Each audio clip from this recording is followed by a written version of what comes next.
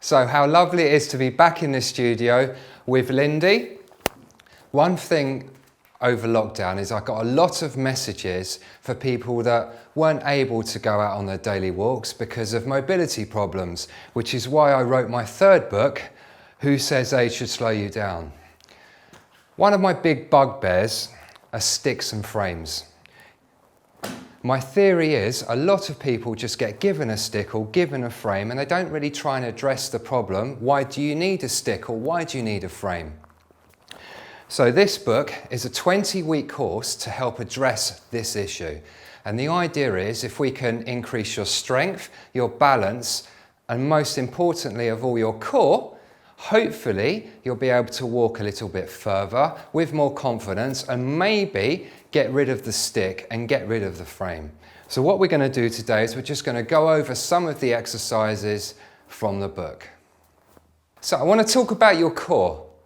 Now the core should be the driving force of any movement in the body.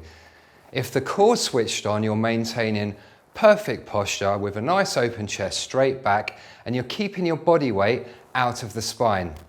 A lot of us, when we're tired, stand like this and put a lot of pressure into our lower backs. Now the trouble is, if your head's down here, it makes you top heavy. So if you're walking along, hit something, you're going to lose your balance.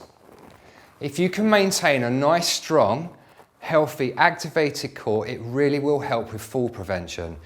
So the lovely Lindy, if I can just show you, if you can stand side on.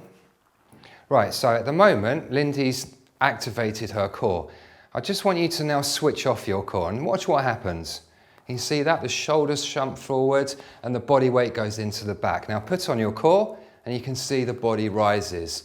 And if we're standing like this all the time, it really helps with fall prevention and it makes our muscles work together instead of fighting. So what is the core? The core is actually a group of muscles that maintains posture. The ones we're going to focus on are here.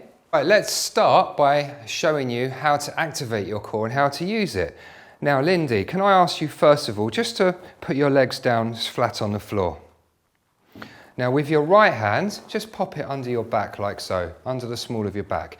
And you can see there, Lindy's hand goes all the way under her back. Now, if you remove the hand, now, bend the knees, feet flat on the floor. Now, place the hand underneath the back again. And you can see it's sort of struggling to get under. And that's because when you're like this, it maintains a neutral spine. When you lie down on your back with your legs out straight, what it does is arch the back. And when the back's arched like that, you're putting unnecessary pressure and body weight into the back. So we want a nice neutral spine, and the easiest way to do that is bend the knees. So we're going to find the core. So can I ask you to take a nice deep breath in through the nose, blowing the tummy out, and then breathe out through your mouth, squeezing the tummy in. Good.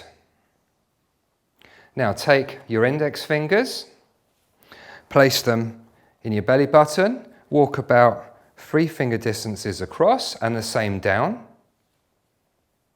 And now press down there. Right, so if you take a nice deep breath, blowing the tummy out, and breathe out through the nose, squeezing the tummy in. Keep squeezing, expel all that air, and you should feel something underneath your fingers tightening up. Yeah? That's your core. So that's an easy exercise to discover where your core is. Now, the hardest thing to do is keep your core on and carry on breathing, because one of the core muscles is actually the diaphragm. So what tends to happen is we tense everything, including the diaphragm, stop breathing. And so when you're doing this, be aware that you're remembering to breathe at the same time. And that's how you activate your core.